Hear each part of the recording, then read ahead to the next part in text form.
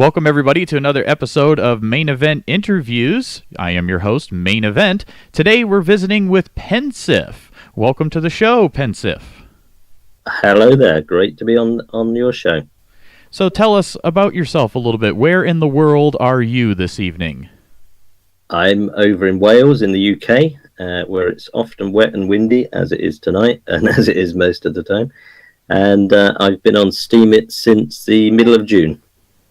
Well, that's awesome. That would have been my next question. So what brought you to the Steemit platform? Was there anything in particular that brought you over here? Was there maybe who knows, it could have been a person or a site or something like that. What brought you to Steemit?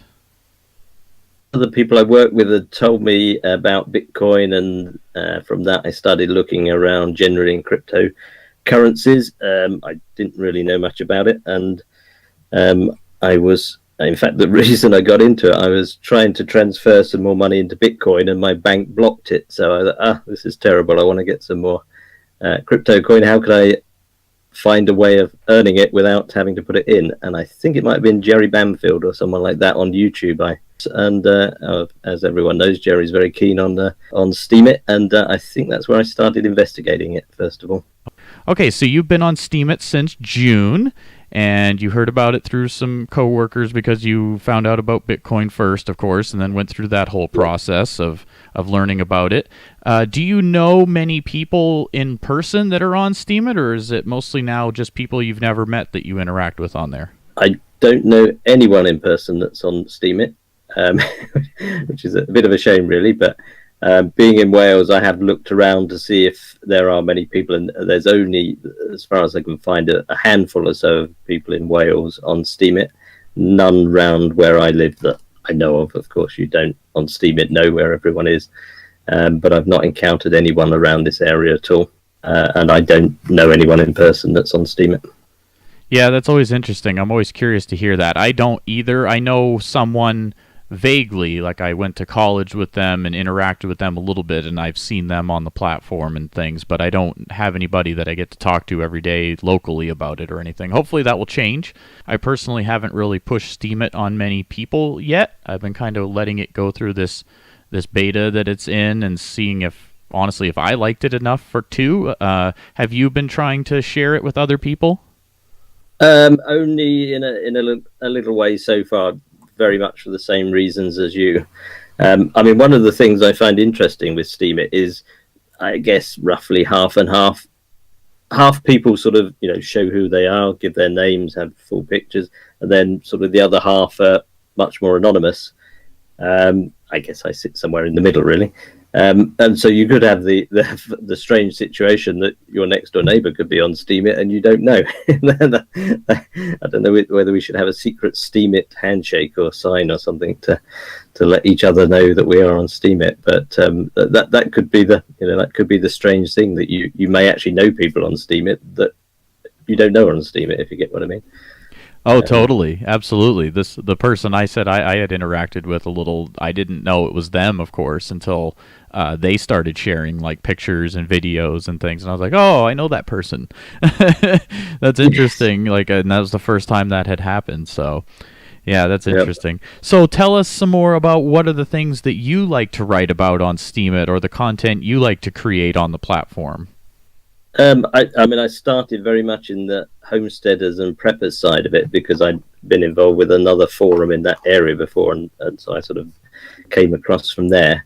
And very good in the first instance because I got to know a group of people through that. And one of the first things I did early on was start a list called the Homesteaders and Preppers on Steemit list that I started putting out very near when I started. And that was a great way of getting to know people, because that just sort of brought people together in that area. And because I joined in the sort of May, June, July big boom on Steemit, there started to be quite a few people that were showing themselves as homesteaders and preppers. And that list has kept going. I'm on version 9 of that and got 200 odd homesteaders and preppers now. And that's sort of been the building block, or the sort of base of where I've been on Steemit, but more recently I've begun to explore other areas, channels on Discord, and recently I came across MSP Waves, as I've said, and that's opening up a whole sort of new area of connections and contacts. And the thing that fascinates me most is you can sit there talking on a Discord or whatever to people around the world you'd never have ever sort of come across or met in any other situation. So that I just find absolutely fascinating. It's, and you know, one of the strangest things, of course, is trying to get the time shift right, because you'll be talking to someone in Australia where it's the middle of the night, and here it's the middle of the day, and then someone's just waking up in the US, and everyone's got this weird odd context that they're in different parts of their day when they're talking. So it's like, hey, what am I having for breakfast? So I'm just going to bed. I mean, it all gets muddled up, which is quite wonderful, really. Yeah, absolutely. I've certainly enjoyed all of those things you just talked about, the meeting the different people from all over the world, different conversations, different topics that you're getting to find out about. I personally am reading about lots of different things now through Steemit that I probably wouldn't have been reading otherwise. And I find all the things you were talking about with the homesteading and all of that stuff quite fascinating as well. So I'm happy that, you know, Steemit seems to be helping you and working out for you, and I'm really hoping to see it grow, of course. And do you think you're going to stick around for a while? Yes, I mean, I think because it's one of the things we've been looking at, because we have a group on Slack for homesteaders, and that sort of list of the 200 homesteaders we've been looking at, along with the people that join the Slack group, of how people are surviving on Steemit or dropping off. And it seems to be about the 2-month point. If people get past the 2-month point, I think they sort of keep going. I think you come in, have a go, you get lucky, maybe you get a post go through Curie or something like that, or a vote from Block Trades or someone who, wow, yeah, this is great, I'm going to go for it. You make connections, and if you, that first 2 months, I think, is all important. If it doesn't work in that first couple of months, people just drop off, and I suspect they probably won't come back. But if you get past that point, by then, you know, your account is getting established, you're getting people read your posts, you're earning a little bit of money, and most importantly, you're making connections, you're making friends, you're talking to people. And when you get over that hurdle, I think most people probably keep going. I mean, I'm only in my 3rd month, so I can't tell for certain, but that does seem to be a bit of a general pattern. I don't know if you've seen the same sort of thing, that it's that getting past that big first 2-month hurdle, I think. Yeah, definitely. I notice some people do get a little discouraged, and they're, you know, upset that their posts are only going to make 50 cents or something, and I totally understand. I can see that frustration. I have seen it put to people, though, in different ways. Like maybe if you're still in that stage of the game, you know, sometimes writing posts that are maybe not so complex. Like I see some people, they get upset because they pour themselves into these big, long posts, and then they make, you know, $1. And that's, you know, maybe they should have, you know, thought about that one a little bit more, like until they get a few more followers or something like that. I'm not sure, but I think one of the big mistakes you can make is to try to equate the time you spent on a post against what you earn from it, because it never, you know, it never works, at least at the beginning. As you say, you can do this fantastic article and fantastic post, you spent, you know, 3-4 hours on it, and you get $1, and of course instantly, well, I could earn a lot more doing other things. But that really isn't the way to look at it.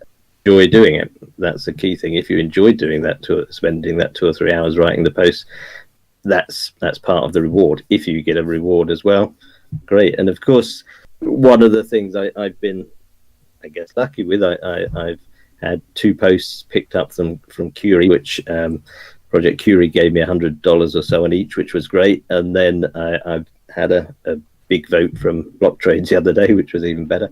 And so I've had, you know, 2, 3, 4 posts that I think have done really well, and others that don't. And of course, you've got to average it out. And if you average it out, it's pretty good. A lot better than you earn if you sit and spend your time on Facebook or whatever. But, you know, you can't look at every post and think, oh, I spent 2 hours on that and I earned 10 cents. If you do that, it really, you know, doesn't work, I don't think. And you do have to, as everyone says, play it for the long game, really, and just hope it gradually builds up. And it does, you know, it does. It does. If you put decent posts up and people read, and gradually people start to vote for them. it's experimenting, trying different things. If one thing works, go with it. If one thing doesn't work, try something else. And the sort of question you have to ask is, when you're putting a post out, is, you often hear people say this, has it got any value? Has it got information value? Has it got humor value? Has it got entertainment value? You've got to think, and I think the key question when I write a post is, would I want to read that post? Because if I wrote a post that I didn't want to read, there's no point doing it. So what is the value of any post you put out there? Yeah, I totally agree with everything you just said. I agree with all of it, basically. People, if you're out there and you're listening and maybe you might be struggling with your posts and things like that, just reevaluate too, is what I always tell people. Think about what you're doing, like you said in your post. Is it bringing value? Are you promoting it in the right way? Are you using the right kind of keywords? Are you putting a title on it that people are going to want to, like when they read it, that draws their eyes to it, kind of thing? And same with the picture, the display picture. All those things matter, right? Yes, yeah. I mean, it's like anything else, you learn, you get better, and the great thing is there's lots of people that are willing to help you, either directly through, they put a post up of how to choose a title or how to do the image or whatever. Or if you go on numerous different Discord channels and Slack channels, there's always people there willing to help you. Another thing that interesting, which I didn't really pick up first of all, was you can participate. You don't have to just do posts to participate on Steemit. Eating and making comments is one of the things that for a while I sort of eased back on posting and spent a lot more time commenting on people's posts and trying to read the post and add something meaningful to what they were saying. And people sort of like that, and they'll vote you on your comment, which I didn't pick up on first of all. And for a while, I seem to be getting more from my comments and my posts. And it's if you just look out, there's a million different topics being talked about all the time. You can learn so much, and there's inevitably something in there that you're going to find interesting to read and comment on. And the third way, this is one of the things I think of Steemit isn't quite right. Because a lot of the focus on Steemit of, put a post up, earn money, which is great. And of course, that is part of it. But if you put that as the main thrust of Steemit, people inevitably get disappointed, because a lot of people come in and put a lot of posts and not earn anything. I think you've got to look at different ways of participating in Steemit. As I was mentioning, I think to promote Steemit just about, you must come on Steemit and you must post without sort of putting the other side of it, it doesn't help it that much. And of course, if you think of something like Facebook, I mean, not everyone goes on there and makes great posts all day on Facebook. Lots of people just comment or like or whatever. And although the main thrust of Steemit is about posting and earning, you can, as I say, you can spend your life just commenting and upvoting. And also, there are so many fantastic contests. I mean, they just pop up continuously. At one point, I was trying to sort of keep track of all the contests, but there were so many, it was unbelievable. And there's writing contests, there's sing contests, there's all sorts of contests. I've tried running a few, and they're good fun. They get a few entries, but and there's ones like obviously Pepper's contests that are very popular. And the open mic ones, I mean, there's some fantastic contests on Steemit that you could spend all your time doing. Definitely, and I think that does help encourage some creativity amongst the Steemit users, and encourages them to try a little harder on their posts, which is good all around, and I think it just helps everybody. Yep. Yeah, I mean, as I say, I've run a couple of contests, and for the project that I'm looking at the moment, the Cooking with Steam cookbook one, we're probably going to be running a contest to sort of select the recipes that are going to go in the Cooking with Steam cookbooks that we're working on at the moment. So I see, that you did a post about that 4 days ago. And again, we're visiting with Pensif. You can find him on Steemit, PENNSIF. And again, you're talking about your Cooking with Steam post. I see that. It was just a few days ago. Tell us about the things so you obviously must like to cook. Tell us what you like to cook. I like to cook, well, particularly things I grow, because we grow a lot here, and we raise chickens both for eggs and meat. So a lot of my cooking is around what we grow.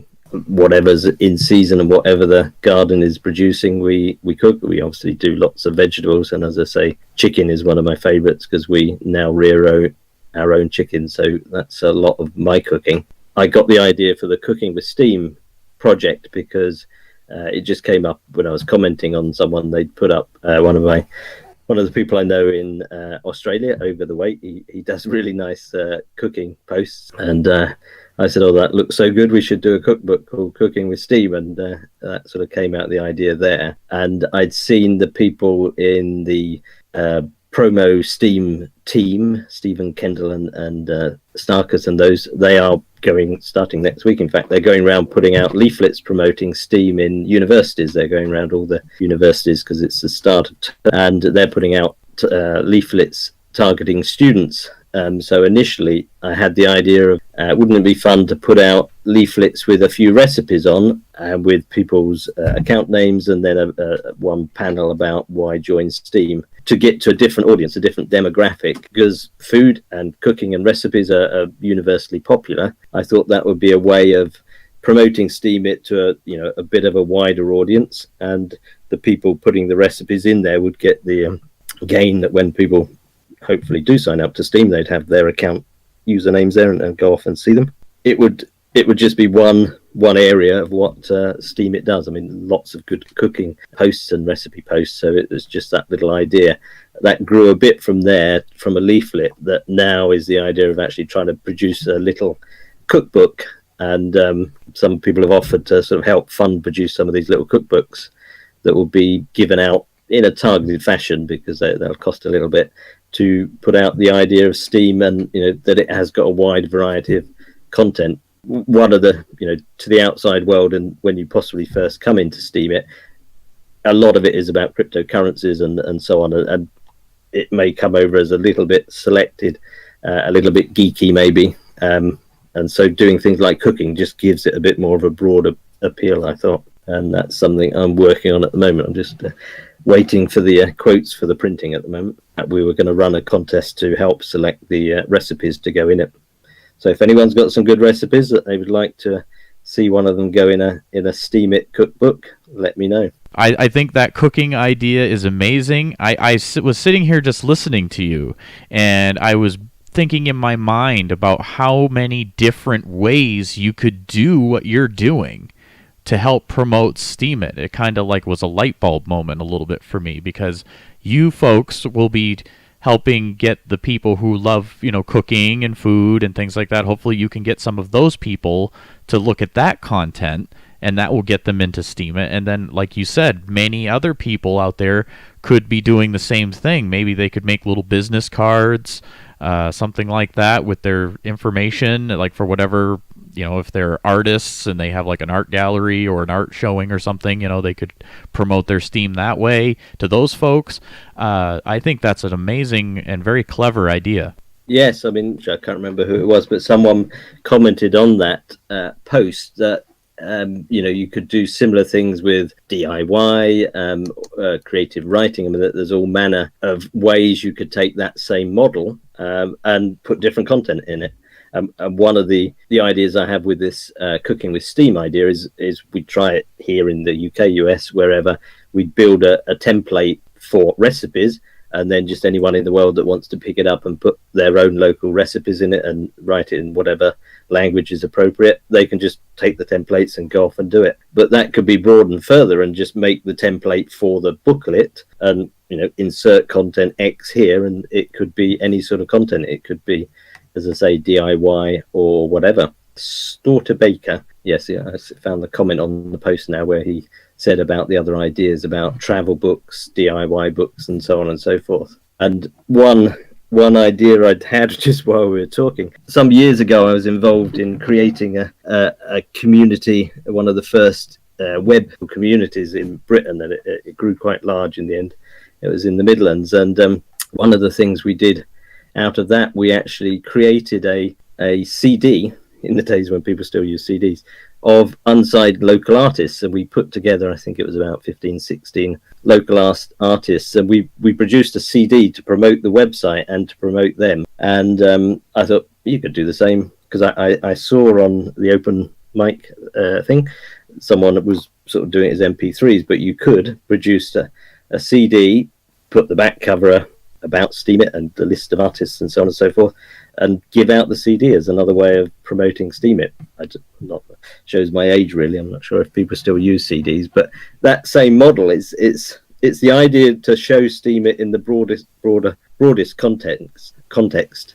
Because I mean, people talk about, you know, Steemit needs to get bigger and get to a big critical mass and be the next Facebook or whatever, but it has to expand in content and demographic and appeal, and just showing that Steemit is about all these other things, about content creation of whatever sort, I think is a good way to go. I think this discussion is going to be useful to a lot of people out there. Maybe they're going to have their little aha moments for their fields of content, and you know, who knows, maybe this will help inspire some people to help promote Steemit some more and get it out to more people, because I'm guilty of it too. I should be helping try to get more people on the platform, and I think there's all of us in our own ways could do little things to probably get more people. And I think your cookbook idea is really, really clever, and I would like to get one once it comes out. I should put you on the list. Yeah, I love to cook too, so.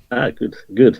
I don't know if you mind me saying one of the other ideas I have, but you might have seen it in the post. I was looking at the idea of Steam towns, because I mentioned I was involved for many years in running this big community network in the Midlands, and that was one of the most enjoyable things I ever did, because we started in 1995, I think it was, right at the beginning. We just started, you know, we had the idea, hey, you know, we could use this new thing called the internet and the web to put what's going on locally, and we started just doing a what's on thing, and it grew and grew, and it had the cinemas, and it had people finding old school friends, and it had news about the local football team, and it grew and grew, and by the end it was one of the biggest in Britain. It had a third of a million visitors a month, and it became very, very popular. And then people like Facebook came along, and I still think that model has merit, and because one of the problems with that model was it was quite centralized in the content creation. You know, we actually at one point employed 3 journalists and content creators making the content all day long. You couldn't really sustain that model very well, whereas with Steemit you could get everyone in a town, or not everyone, but as many people as wanted to be creating content about their town, and being rewarded for it as they go along, which would encourage them, obviously, and make Steemit a sort of local thing as well. Because at the moment, Steemit is global, and as we were saying earlier, sort of it's quite anonymous in many ways, which is nothing wrong with that, and I get it, I appreciate it, and I like that ethos of where it came from. But if Steemit wants to go big, the majority of people are used to the ideas of Facebook. It's got however many billion it's got, and people are used to that model, and they know the people in it, and they use it for advertising their local cars and what's on in the cinema and what shops are closing and opening, and you know, there's all that sort of local side of using the internet. And it's me is, can you adapt Steemit in a local context? Really sure, as it is at the moment, you can. You probably can, but it would need a bit of a massaging and a bit of glue adding to it. Although I believe, well, I think it was going to be in Hard Fork 20, but I've got a feeling they postponed it. The idea of the community side of that is supposed to be coming soon. You could use those communities to adapt them for a town. And I wrote that post there. I wrote one first of all with a sort of fictional Welsh town called Steemit. And if you get a chance to read that, you'll see the sort of model I had in mind. I was still trying to work through that idea of how Steemit can be used in that sort of local context. As we were both saying earlier, you know, how many people do you know locally on Steemit? We don't know, and that's sort of missing a whole trick, really. You know, Steemit can't grow if it doesn't also become local. If you get what I mean, it sounds a bit odd, but it's got to grow enough that people know other people on Steemit. To remain that, you know, no one ever knows anyone else on Steemit apart from online. It sort of would be a bit odd and a bit weird if that's the way it stays. But yeah, that's my other idea. Sorry to rant on about it so long. Oh, no, you're perfectly fine. Yeah, basically, I totally agree with everything you're saying. And yeah, I mean, if Steemit's going to grow, we need to bring it back local. I think that's a good way to look at it. You've got a lot of great ideas, and I'm thankful that you're sharing them with us here on the show, because I'm hoping it will, of course, inspire other people too to think that way. And you're totally right. I think what it will take is getting the word out to those people that may be frustrated with the traditional social media platforms, as I would call them, I guess now, because they're the standard bearers, right? Maybe and I would be one of those people, because even before I found Steemit, I was starting to get annoyed and just frustrated with using those platforms, and honestly, I didn't even really use them much anymore. I use the messenger services or whatnot, or things like that, but that's about it. I don't really post much on there.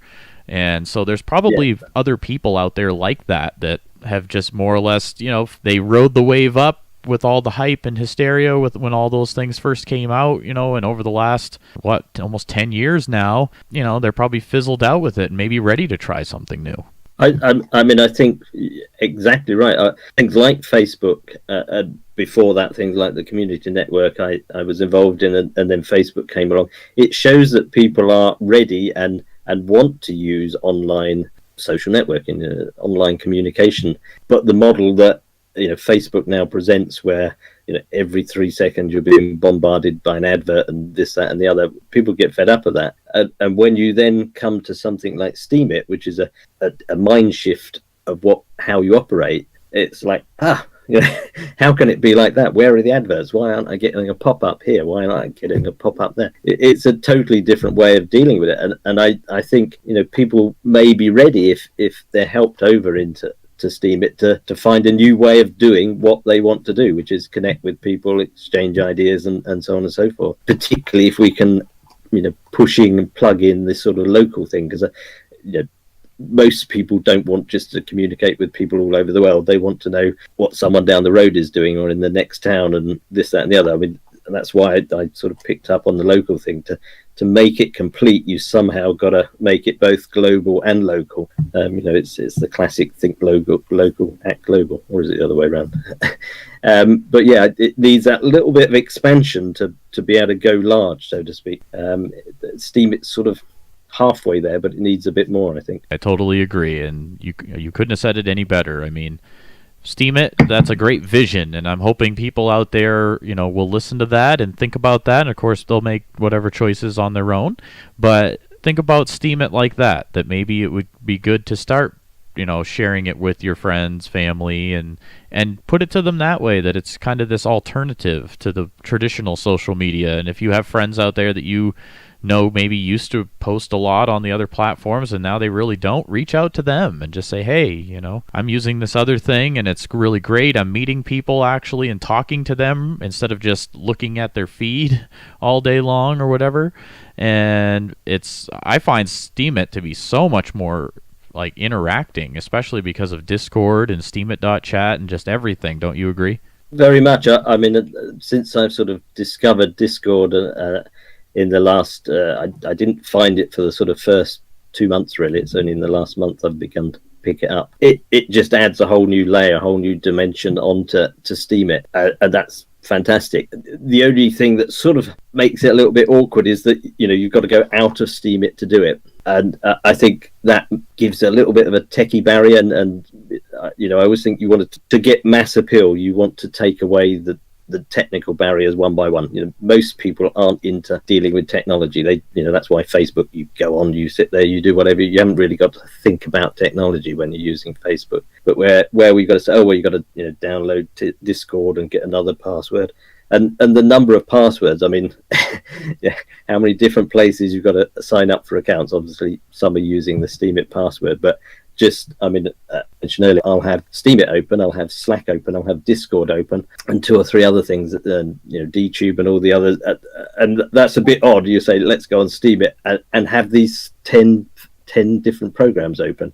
It's a sort of a little bit odd, really, isn't it? That they're all satellites of the Steemit system, but they're separate, which is a benefit. But also, I think for wider mass appeal, it may be a little bit of a disbenefit, and somehow they've got to be sort of massaged into one coherent whole. I completely agree. It's just a little bit too disjointed. And if you're okay with technology, it's not a problem. But I feel, I work in that sort of field technology, so it doesn't bother me. But I think for a lot of people, that might just be a bit off-putting. I think it needs a little bit more smoothing over the edges, if you get what I mean, to make it a bit more of a coherent whole.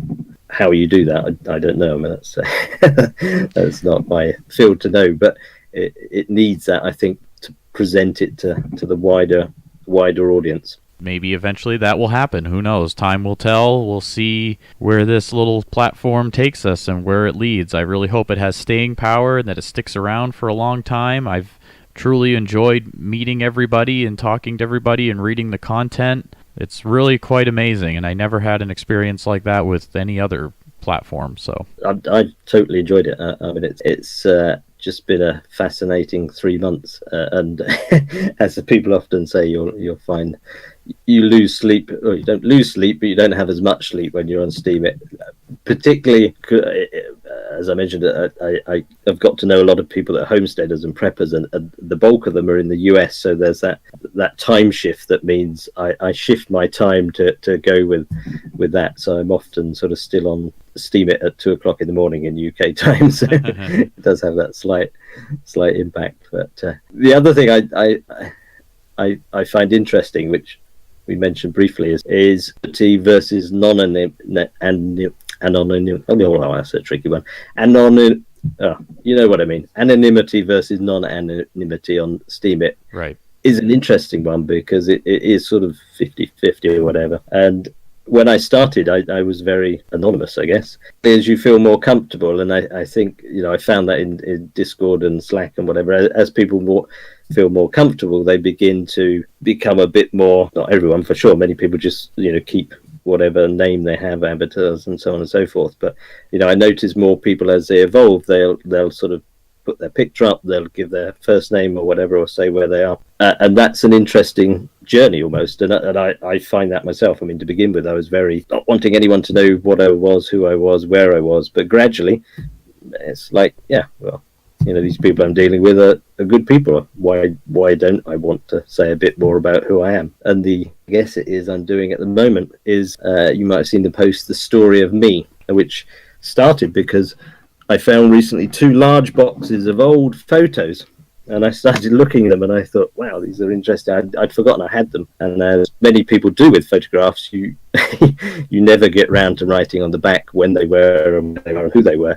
So I've started going through some of the photographs, and I thought, well, this makes quite interesting content. It's sort of self-indulgent, really. It's just me finding photographs and writing about the memories I have. But the experiment is that point, as I write more and I show more photographs and I say more of who I am, at some point someone somewhere that knows me might find those, if you get what I mean. And that's almost like a game I'm playing with myself, is at what point do you reveal enough that people realize who you are? With the photographs when I'm very young, and the first one was about my mum, but she died when I was young, so people wouldn't probably recognize her now. And I've just done one about my dog, and if anyone knew me, they would know the name of the dog. As I get older, and I'm finding pictures that go into my teens and things now, and of course then I'm identifying people that are more likely to be on the internet, more likely to find it, if you get what I mean. And I'm sort of that's a little an interesting dilemma I have in my head of how much you say and how much you don't say. And that's just one I'm trying to work through, but it's Steemit that is giving me that opportunity to work through that little personal experiment, if you get what I mean. But yeah. I've enjoyed writing it. I don't get many rewards on the posts because they're just about me, they're personal things, but I love writing them, and they're so interesting to do. Yeah, that's really cool. If anything, it'll be like a diary or something for you maybe in the end, It's these 2 big boxes that I've got that I'd like to write down what they are, because at some point I'll have gone and those photos will still exist, and of course the wonderful thing about the blockchain, they'll exist forever, so to speak, and it's the sort of Steemit crypt. You're putting all your memories and your photographs into this place that will live on long after you. And so the blockchain sort of seems a time capsule that you can lock your life into, the Steemit time capsule. Sure. And it's there forever. Yeah, that's a cool so idea. It's a negative. Sorry, I was going to say possibly negative if you ever want to take it back. You can't because it's in the blockchain. So that's the sort of fun bit of it. Yep, the blockchain, it is what it is. You got to be aware of that. But yeah, no, those are all awesome ideas, and I'm hoping that everybody listening out there is getting some, value out of this and that they're enjoying it as well, because I certainly am. You've had a lot of really creative ideas that you've brought onto the show, and I definitely would encourage anybody listening to go check out Pensif's blog, and that's PENNSIF on Steemit. I will be sharing his link in the show notes, of course. So we've got a nice interview here. Why don't we wind this down with you? Every time we wind it down, I try to say something like, what kind of advice do you have for any other Steemit users, or maybe any new Steemit users out there who are just joining? Or really, they could be veterans. But what type of advice do you have for our fellow listeners? I think the big, if it was a one word, it would be connections. Steemit is a fantastic way to make connections, and the connections make Steemit. If you can connect with people, it works an awful lot better if you don't. If you just go on by yourself, put your posts up, it's not going to work. If you connect through comments, if you connect through Discord or Slack channels, it works so much better. And that really is the essence of Steemit, really. It's the connections. Absolutely. I encourage everybody to do the same thing.